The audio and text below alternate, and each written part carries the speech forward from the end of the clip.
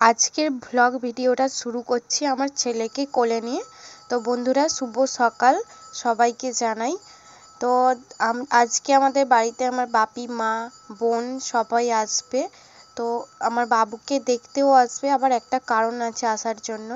আমরা তো পালিয়ে বিয়ে করেছিলাম, তো সেরকম কিছু দেয়নি আমাকে। তো আজকে একটা খাট কিনে দেবে, তবে আমাদের দেবে না, নাতির জন্য দেবে।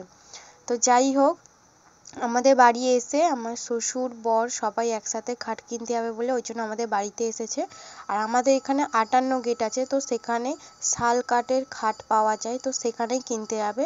আর 58 গেটে যেতে গেলে মানে গঙ্গার ওপারে যেতে হয়।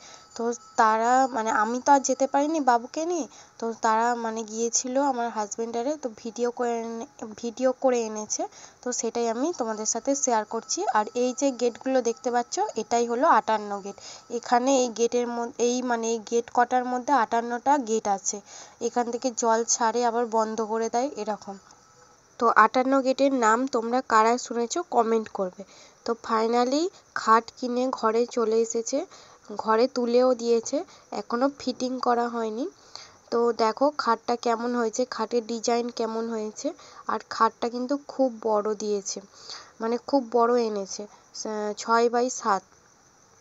তো তারপর খাটপাটকে এসে গেছে। এবার আমার হাজবেন্ড এখানে বাইক মুছছে, মানে বাইকে প্রচুর ধুলো পড়েছে। ও ছুটির দিনকে এরকম বাইকের যত্ন নেয়। যাই হোক, তো আমি আর আমার ভাইপো একটু ওপরে গিয়েছিলাম রোদ খেতে। তো ওকে বলছিলাম চ, তুই আগে চ, তারপরে আমি যাচ্ছি। ও আমার জন্য দাঁড়িয়ে ছিল সিঁড়িতে। আর কিভাবে ও উঁকি মারছে দেখো, যদি পড়ে যায়।